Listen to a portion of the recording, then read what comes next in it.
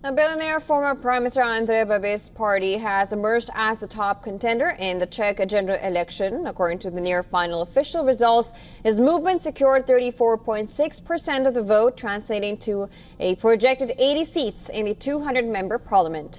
Former PM Babis has signaled plans to form a single-party minority government, potentially supported by the far right.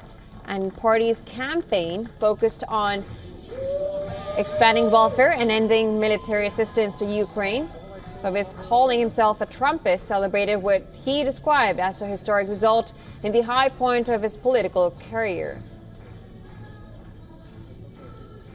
Former Prime Minister Andrej Babiš said his party aims to save Europe and win future elections, stressing that it remains clearly pro-European and pro-NATO.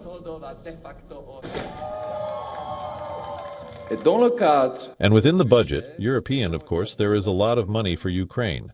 The Czech Republic contributes every year to the European budget. We pay about 2.5 billion euros, and this money is used for Ukraine.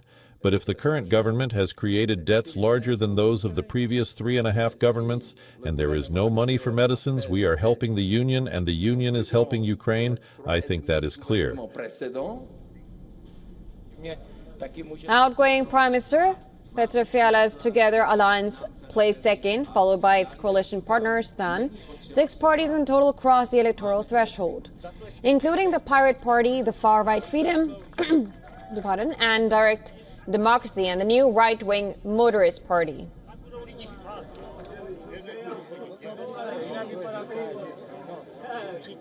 Podat ruku, podepsat vám knížku a že mě taky můžete říct a máme čísla, která nám řada zemí a já lidem říkám, není. Media reports suggest 2 potential kingmakers following the Czech election, the far-right Freedom and Direct Democracy Party, led by Tokyo-born Tomio Okamura, shares ANO's opposition to EU's Green Deal and migration policies. It is strongly anti-Ukraine aid and calls for tougher checks on refugees. Okamura, a controversial figure facing trial over xenophobic campaigning, advocates ending military support for Kiev and promoting peace talks with Moscow.